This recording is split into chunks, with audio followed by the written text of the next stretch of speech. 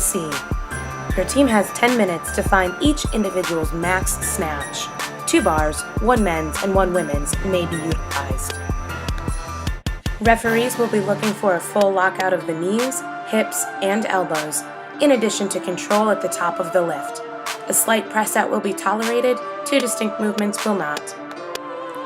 Athletes must wait for the referees to signal that the lift is good before they may drop the barbell.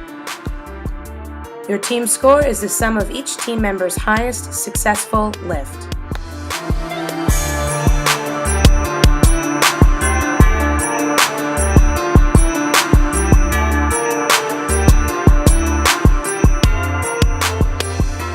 Nautical Nancy. As many reps as possible in 12 minutes of 30 seconds at the following stations: overhead squat, rest, row for calories, rest. 1 athlete begins at each one of the stations. Every 30 seconds, the head referee will verbally cue the athletes that it is time to change workstations. There is no transition time between stations. The monitor on the erg will run continuously, and your referee will note the number of calories on the monitor at the end of the 12 minutes.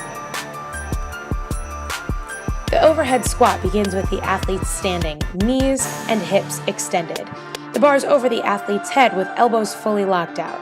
The athlete passes through the bottom of the squat and then returns to standing, arms still locked out overhead, knees and hips fully extended. Your team score is the total number of overhead squats completed in the 12 minutes, combined with total calories accumulated on the rower.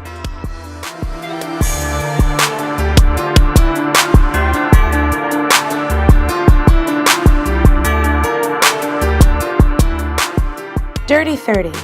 A 10-minute time cap on 30 back squats from the ground, 30 toes to bars, 30 deadlifts, 30 thrusters, 30 muscle-ups, or, for the novice division, 30 pull-ups, 30 power cleans, 30 handstand push-ups, or, for the novice division, 30 hand release push-ups, 30 front squats from the ground, and 30 wall balls. Each movement must be completed before moving on to the next movement. Work must transfer from male to female or vice versa.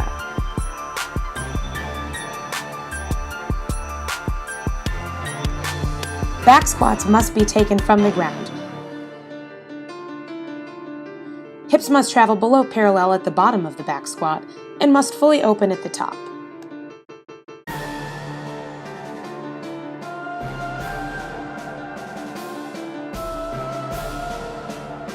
The toes to bar begins with both feet breaking the vertical plane and ends with both feet making contact with the bar at the same time.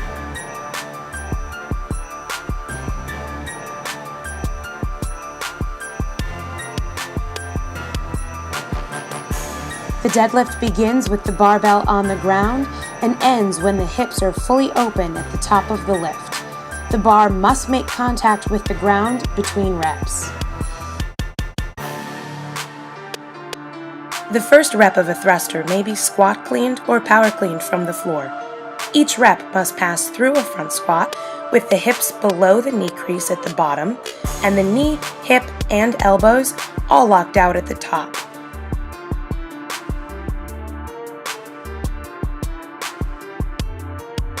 The muscle-up begins with the athlete hanging on the rings, elbows extended. The muscle-up ends when the athlete is on top of the rings, elbows fully locked out.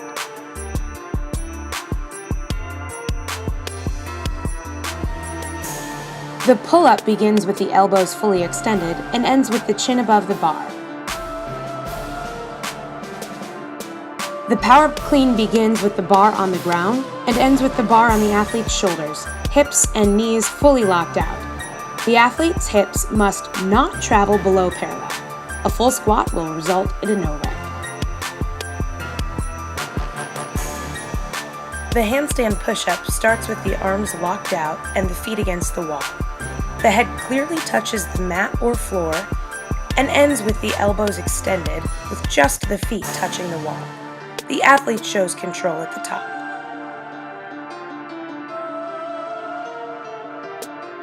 Kipping is allowed as long as you end with your feet touching the wall at the top of the movement. The hand release push-up starts with the body straight and the arms locked out. The athlete must lift her hands at the bottom of the push-up. It ends with the arms locked out and body straight.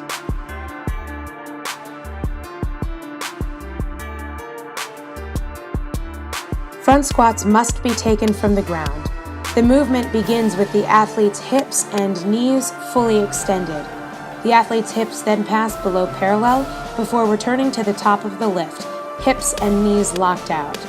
Athletes may not squat clean into their first rep. The wall ball begins with the athlete standing. The athlete passes through the bottom of a squat before the ball is launched to the target. The ball must make contact with the wall in the appropriate place at the appropriate height in order for the rep to count.